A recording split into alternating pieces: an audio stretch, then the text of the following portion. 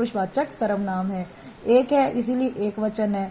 Pulling कर्ता कारक, क्योंकि कर्ता के ऊपर सारा कुछ डिपेंड है। कुछ क्या है? अनिश्चयवाचक। आपको पता है निश्चयवाचक किसे कहते हैं? जिसमें संख्या निश्चित नहीं होती है, जैसे कुछ। तो अनिश्चयवाचक सर्वनाम है, पुल्लिंग है, एक वचन है। आगे विशेषण का पद परिचय। विशेषण किसे कहते हैं? संज्ञा अथवा सर्वनाम की विशेषता बताने वाले शब्दों को विशेषण कहा जाता है। इसमें इसके भेद बताए जाएंगे, गुणवाचक, संख्यावाचक, परिमाणवाचक और सार्वनामिक। गुणवाचक में आपको पता है कि उसकी गुणता बताई जाती है, उसमें क्या गुण होते हैं।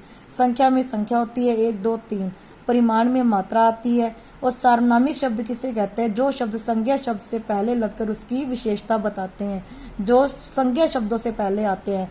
जैसे उस पेन को यहाँ रख दो, तो पेन से पहले, पेन क्या है? संज्ञा, तो उससे पहले क्या है? उस, तो उस क्या हो गया? सार्वनामिक शब्द हो गया। तो उस बगीचे में 3 फूल है, तो उस क्या हो गया? सार्वनामिक विशेषण, पुल्लिंग, एक वचन, विशेष्य। विशेष्य किसे कहते हैं? जो शब्द विशेषता की, विशेषण की विशेषता बताते हैं, वो विशेषण कहलाते हैं। जैसे इसमें विशेष्य क्या है? बगीचा। नेक्स्ट क्रिया पदों का परिचय। क्रिया आपको पता ही है, जिन शब्दों से किसी काम का करना या होना पाया जाए वो क्रिया कहलाती है। क्रिया के आपको पता है 2 भेद होते हैं, अकर्मक और सकर्मक। अकर्मक क्रिया कर्ता पे डिपेंड होती है, सकर्मक में कर्म निहित होता है। जैसे देखिए, अब जब मैं घर पहुंचा तब सुरेखा उपन्यास पढ़ रही थी। पहुंचा क्या? अकर्मक क्रिया, क्योंकि इसमें कर्म निहित नहीं है।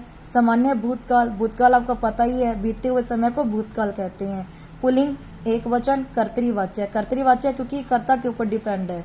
पढ़ रही थी, सकर्मक क्रिया है, तो वो कर्म कर रही है। सुरेखा क्या कर रही है? उपन्यास पढ़ने का कर्म कर रही है। अपूर्ण भूतकाल क्यों है? क्योंकि इसका कार्य भी पूरा नहीं हुआ है। स्त्री है, स्त्रीलिंग इसीलिए आया। एक वचन क्यों? क्योंकि वो एक है। कर्तृवाच्य, सारा वाक्य कर्ता के ऊपर डिपेंड है, इसीलिए कर्तृवाच्य आया है।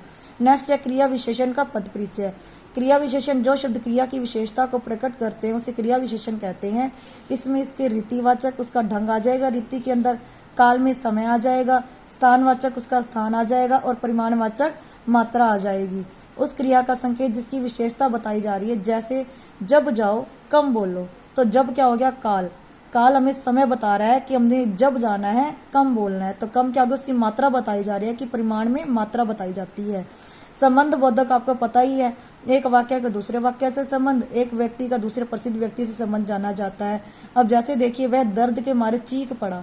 अब जो मारे है के मारे क्या है? संबंधवाचक है। क्यों? क्योंकि वो कारण बता रहा है कि वो दर्द के मारे चीख पड़ा, तो दर्द क्या है? इसका संबंधी शब्द है।